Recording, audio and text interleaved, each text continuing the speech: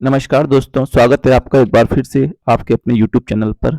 दोस्तों, आज के इस वीडियो में मैं आपके लिए पॉलिटी से संबंधित कुछ महत्वपूर्ण वन लाइनर्स प्रश्न लेकर आया हूं। दोस्तों, ये सभी प्रश्न आप किसी भी परीक्षा की तैयारी कर रहे हो, सभी के लिए महत्वपूर्ण होने वाले हैं। और दोस्तों, ये वन लाइनर्स हैं, ठीक है। इसमें आपको 4 ऑप्शंस नहीं मिलेंगे। तो चलिए दोस्तों, शुरू करते हैं हमारे आज के पहले प्रश्न से। तो हमारा आज का पहला प्रश्न है, अस्थायी लोकसभा अध्यक्ष को क्या कहते हैं? तो दोस्तों, इसे बोलते हैं प्रोटेम स्पीकर, ठीक। अगला प्रश्न है, क्वेश्चन नंबर 2 है, 10वीं अनुसूची अर्थात दल बदल के आधार पर लोकसभा के सदस्यों की नियोग्यता से संबंधित प्रश्नों का निर्णय कौन करता है? तो दोस्तों, यह करता है लोकसभा अध्यक्ष। अगला है क्वेश्चन थर्ड, लोकसभा और राज्यसभा के सदस्यों की नियोग्यता से संबंधित प्रश्नों का निर्णय कौन करता है? तो दोस्तों, यह कौन करता है? राष्ट्रपति करता है, ठीक है। राष्ट्रपति के बारे में दोस्तों हमको अनुच्छेद 52 से लेकर 62 तक मिल जाता है, ठीक। अगला प्रश्न है चौथा, बजट किसके द्वारा पारित किया जाता है? तो दोस्तों, यह किया जाता है लोकसभा के द्वारा, और बजट को सबसे पहले लोकसभा में ही पेश किया जाता है। अगला प्रश्न है, अविश्वास प्रस्ताव किस सदन में लाया जाता है? तो दोस्तों, अविश्वास प्रस्ताव जो है उसे लोकसभा में ही लाया जाता है सबसे पहले। और कौन लेकर आता है दोस्तों? तो यह विपक्ष लेकर आता है। और किसके खिलाफ आता है? तो दोस्तों, यह सरकार के खिलाफ आता है अविश्वास प्रस्ताव। अगला है छठा क्वेश्चन, वित्तीय बिल कहां पास किया जा सकता है? तो दोस्तों, यह भी लोकसभा में पास किया जा सकता है। सातवां प्रश्न है, लोकसभा में वर्ष में कम से कम कितने सत्र जरूरी होते हैं? तो दोस्तों, कम से कम 2 सत्र जरूरी होते हैं, ठीक है। और 6 महीने का गैप दोस्तों, इन दोनों के बीच में 6 महीने के गैप से अधिक नहीं हो सकता, यह भी आपको पता होना चाहिए। आठवां प्रश्न है, लोकसभा के लिए प्रथम आम चुनाव कब हुआ था? तो दोस्तों, यह 1951-52 में हुआ था। अगला प्रश्न है नवा, भूतपूर्व संसद सदस्यों को पेंशन व्यवस्था कब लागू की गई थी? तो दोस्तों, ये 1976 में लागू की गई थी, जो सांसदों की पेंशन व्यवस्था हुई थी शुरू। 10वां प्रश्न है, लोकसभा का सदस्य बनने के लिए न्यूनतम आयु कितनी होनी चाहिए? तो दोस्तों, लोकसभा का सदस्य बनने के लिए न्यूनतम आयु लगभग 25 वर्ष होनी चाहिए, ठीक है, कम से कम 25 वर्ष। अगला प्रश्न है 11वां, किस संविधान संशोधन द्वारा मत देने की न्यूनतम आयु 18 वर्ष की गई थी? तो दोस्तों, यह था 61वां संविधान संशोधन, जो कि 1989 यानी कि 1989 में हुआ था। 12वां प्रश्न है, भारतीय संसद का निम्न सदन किसे कहा जाता है? तो दोस्तों, निम्न सदन बोलते हैं लोकसभा को। और उच्च सदन दोस्तों किसे कहा जाता है? तो ये भी आपको याद रखना है कि उच्च सदन बोलते हैं राज्यसभा को। इसको दोस्तों अपर हाउस भी बोला जाता है, ठीक है, ये भी हमको पता होना चाहिए। अगला प्रश्न है 13वां प्रश्न है, नीति निर्देशक तत्वों का क्रियान्वयन किस पर निर्भर करता है? तो दोस्तों, यह निर्भर करता है सरकार के पास उपलब्ध संसाधनों पर, ठीक है दोस्तों। इनको शॉर्ट में डीपीएसपी बोलते हैं। भाग 4 में है दोस्तों ये भी आपको पता होना चाहिए। और आर्टिकल 36 से लेकर 51 तक में हमारे क्या है? डीपीएसपी है। और यह व्यवस्था हमने कहां से ली है? आयरलैंड से, ठीक है, ये भी आपको पता होना चाहिए। अगला प्रश्न है, निर्देशक तत्व संविधान में कल्याणकारी राज्य का आदेश कौन देता है? तो दोस्तों, यह कौन देते हैं? नीति निर्देशक तत्व देते हैं। 15वां प्रश्न है, भारतीय संविधान का कौन सा अंग समाजवादी व्यवस्था करने की प्रेरणा देता है? तो दोस्तों, यह भी कौन देता है? राज्य के नीति निर्देशक तत्व। 16वां क्वेश्चन है, राज्य के नीति निर्देशक तत्व एक ऐसा चेक है जो बैंक की सुविधा अनुसार अदा की जाएगी, यह कथन किसका है? तो दोस्तों, यह स्टेटमेंट है केटी शाह का। यह भी आपको याद रखना, महत्वपूर्ण प्रश्न है ये।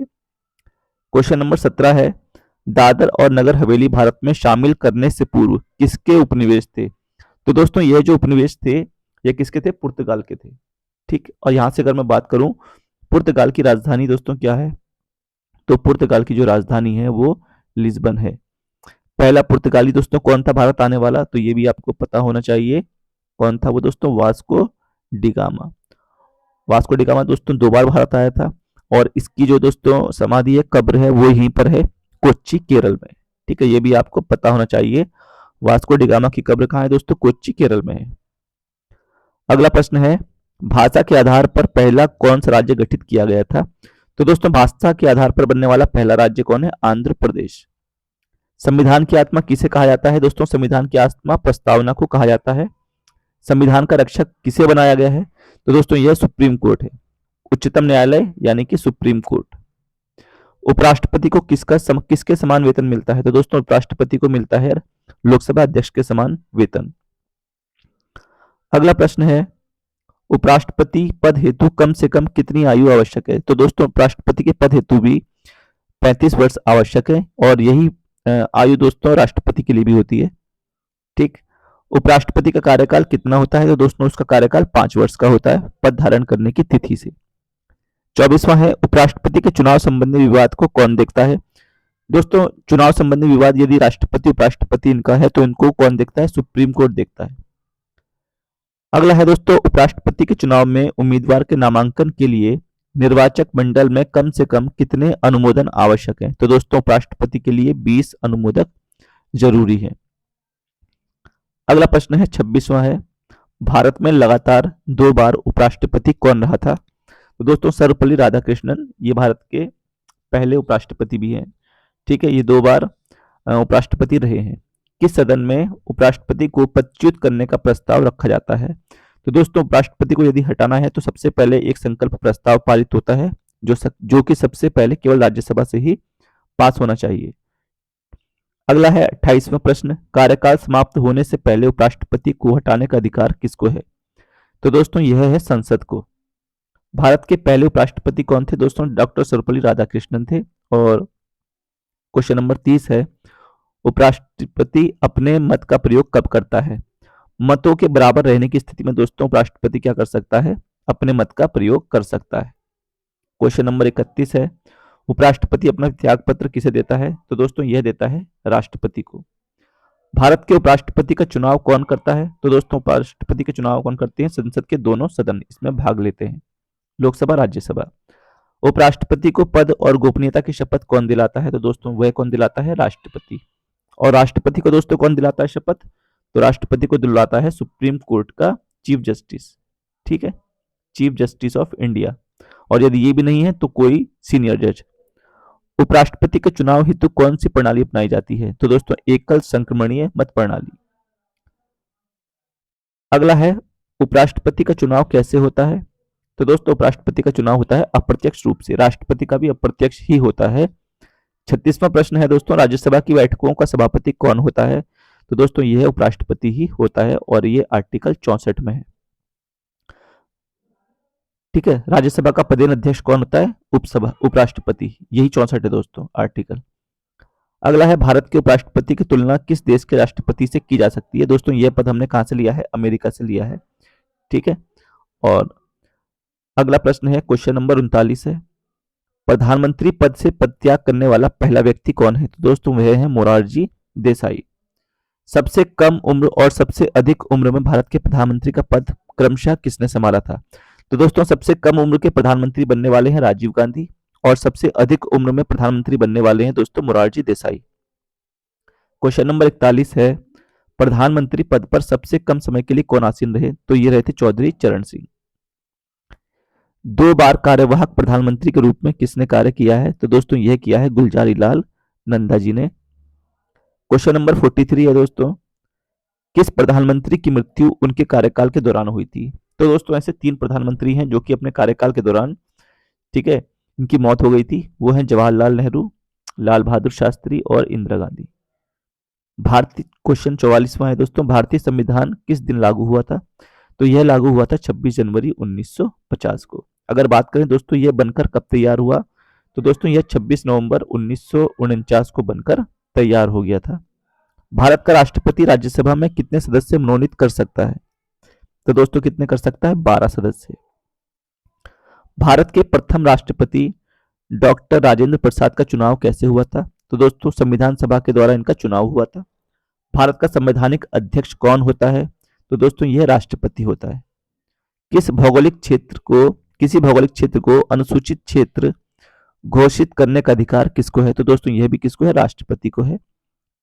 49 क्वेश्चन है, कौन से राष्ट्रपति 2 बार राष्ट्रपति चुने गए हैं?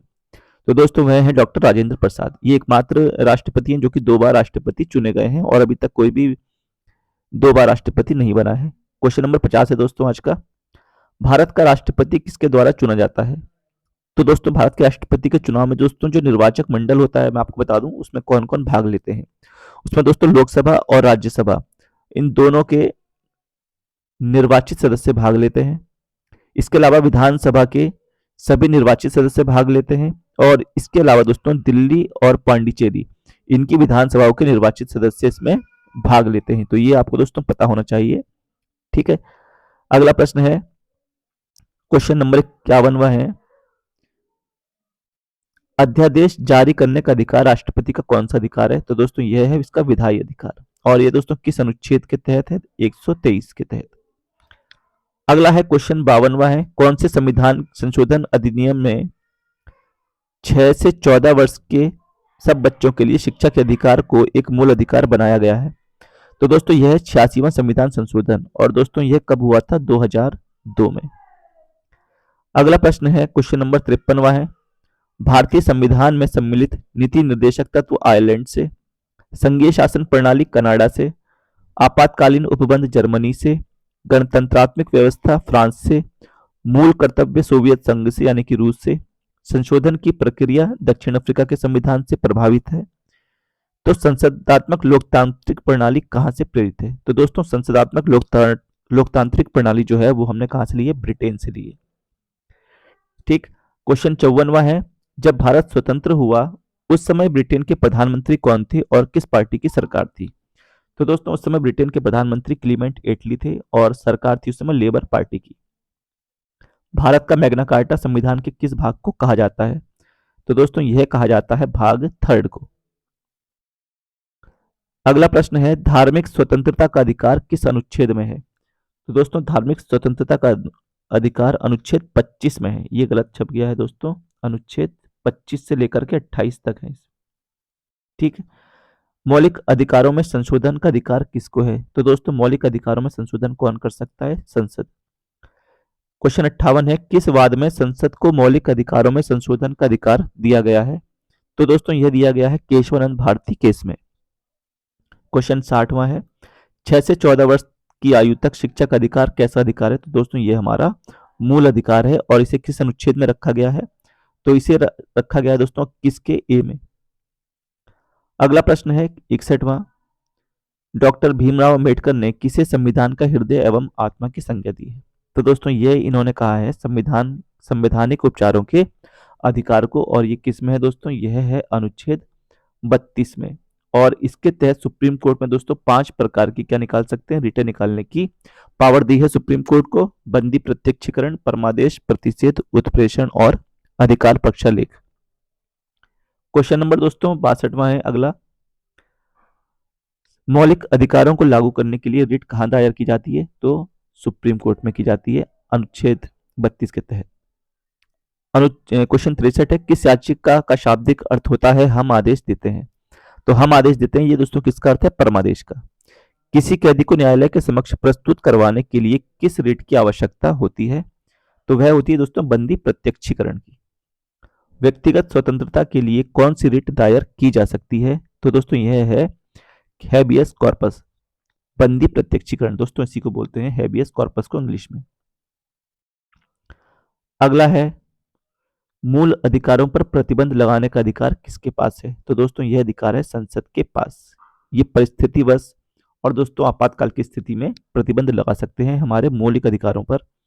क्वेश्चन नंबर 67 है, क्या नीति निर्देशक तत्वों को कार्यान्वित करने के लिए मूल अधिकारों का हनन हो सकता है? तो दोस्तों हाँ, कुछ का हो सकता है। 68वां है, समान कार्य के लिए समान वेतन भारत के संविधान में कहाँ सुनिश्चित किया गया है? तो दोस्तों यह सुनिश्चित किया गया राज्य के नीति निर्देशक तत्वों में।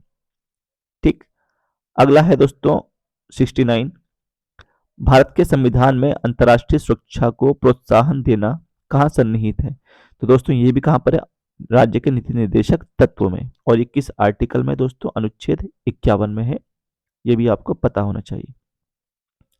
क्वेश्चन नंबर 70 है, संविधान का कौन सा अंश भारत के नागरिकों को आर्थिक न्याय प्रदान करने का संकेत करता है? तो दोस्तों आर्थिक न्याय कौन देता है? डीपीएसपी, राज्य के नीति निर्देशक तत्व। क्वेश्चन नंबर 71 है, राज्य के नीति निर्देशक सिद्धांतों में से किस अनुच्छेद का संबंध अंतर्राष्ट्रीय शांति और सुरक्षा से है? तो दोस्तों ये है अनुच्छेद 51।